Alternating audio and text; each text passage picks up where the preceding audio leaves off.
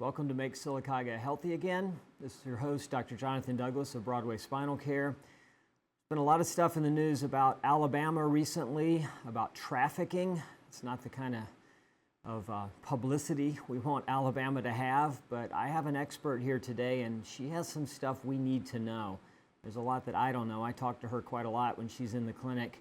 She's taught me a lot. I hope she can teach you a lot. Stay tuned.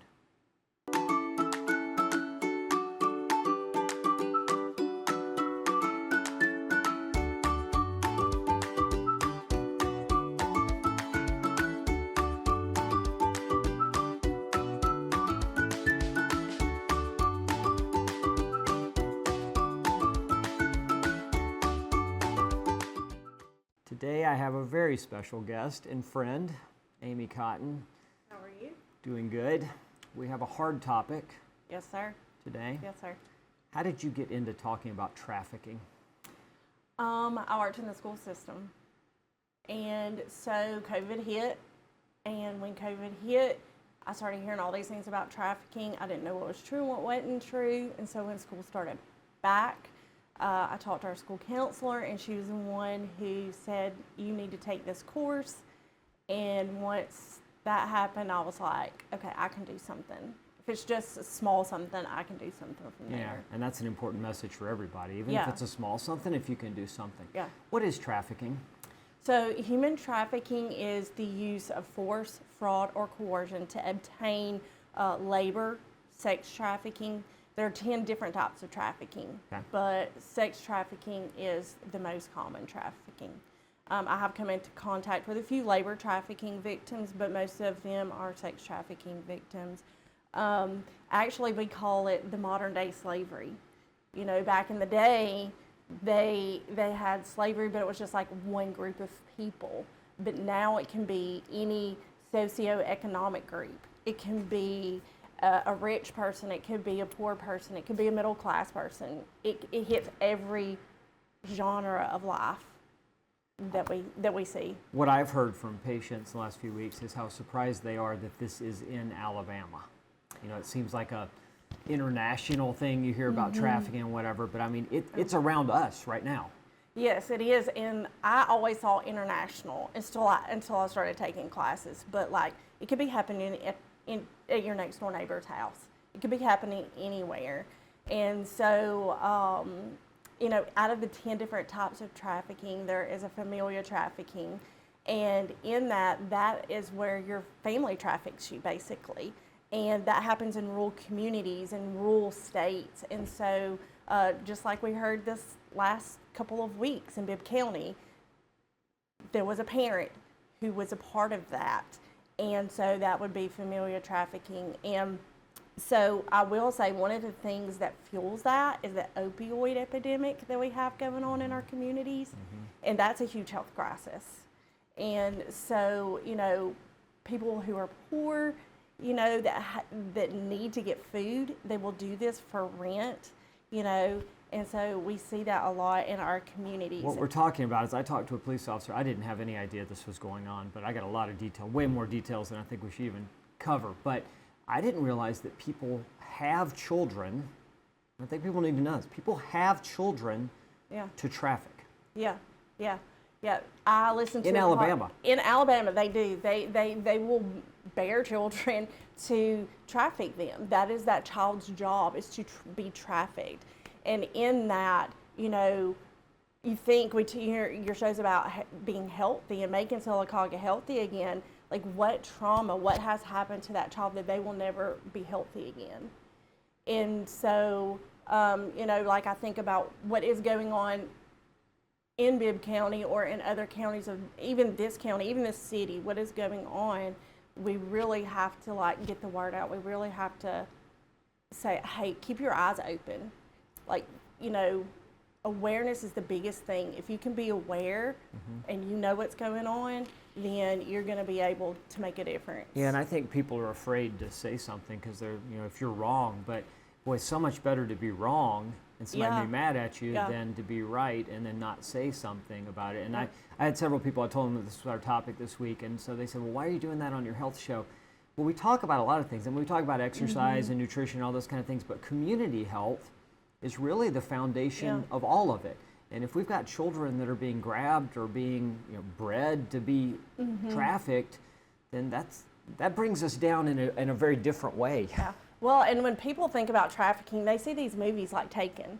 That's not what trafficking is. So what is it? How do you see it in regular life? Most people do not get taken in a white van. Okay. Most people do not get taken in a white van. Most people are in a home setting, or they are taken to a place. You are just, for instance, if you're born into a home that's been made, you're made to traffic, then they are going to have scenarios where people come into that home, or they take you to a different place and they sell you for sexual pleasure of another.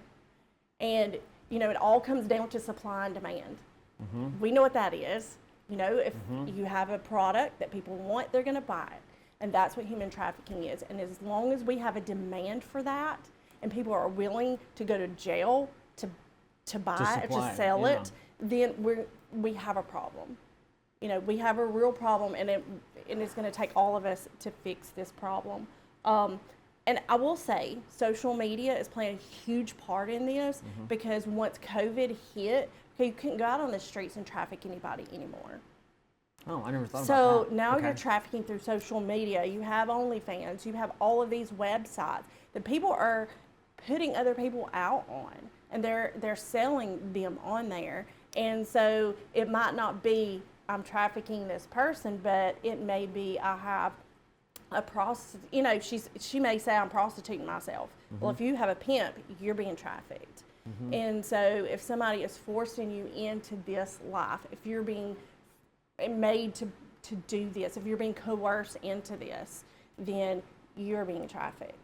And so how many people are in this area, would you estimate? I mean, we're in Sylacauga. We've got 12,000 people in Sylacauga. So is this happening, is this one or two houses maybe that are doing this, or is this way more than what we know, or is it hard to say? It's hard to say. I can't answer that question. What we do is we go out every 6 months, 3 to 6 months in the community. We put out these tabs that can be torn off in restrooms. And when we do that, I mean, like, we go into some of these hotels and we put them in there. And I mean, I can't tell you how many tabs have been torn off. Probably over 200 in the time that we've been doing it. Really? Do you get calls from them, or you don't So get calls from them? Well, it goes to the National Trafficking Hotline. Oh, okay. So we you don't get know. those calls, I gotcha. but Okay. it is a call. They can tear that tab off. They can put it in their shoe, their shirt, their pants. They can do all those things to get help. And what's the next step when they make that call? What when happens? they make that call, then the National Trafficking Hotline, they will get them in contact with how they can get them help. Where are the resources? Sylacauga doesn't have any resources. Okay. Not because we don't have a problem. Not because we don't have a problem. We just don't have resources, and it's the whole state of Alabama, really, honestly. Okay. We don't have the resources that we need to handle the problem that we have. And really, honestly, the last time when I wrote our book for our class that we do, that was in 2021. So some of the numbers I have are from 2016. Well, the new numbers are from 2021, 2023. So you don't know, those numbers are just estimates. Sure. They can't say this is a true number. Sure. Is it better from 2016 no, to 2023? it's up 26%. 26%. So as a nation, it is up 26%. And so we do have a human trafficking task force in the state of Alabama, and they're doing some great work. And they're working as hard as they can. And so it's just an overwhelming problem. It's just an overwhelming problem, and we can't pinpoint because it's not being reported. Yeah, and if you don't think you're being trafficked, or if you're scared to leave, or if you're being threatened, and that's one of the things that traffickers will do is they will intimidate. I'm going to kill your family. I'm going to kill your sister. I'm going to do all of these bad things. And so, okay, I'll just stay. I'm not going to leave. I'll just stay. Or they will gang rape them, beat them. And so in that right there, I'm not going to leave because I'm so beat down that I don't have the confidence to leave. Sure. then you have, isolation. You have, as we talked about in some of the other cases in the state, sodomy. You have, trauma bonding. They bond. Because they don't know anything else. They don't know anything else, but that they think they're in love with this trafficker. And as they think they're in love with this trafficker, then, really, it's just trauma. They're just connected through traumas. They're just being used in that yeah, way. Yeah. Well, thank you for that. This is a two-part series. So this is part one, and we're going to come back and we're going to talk a little more. So we're looking today at a different topic on Make Sylacauga Healthy Again. This is community health, and this has been in the news, and this is something we need to know. And so our next show coming up, we're going to talk about what you can maybe do to help. We'll see you then.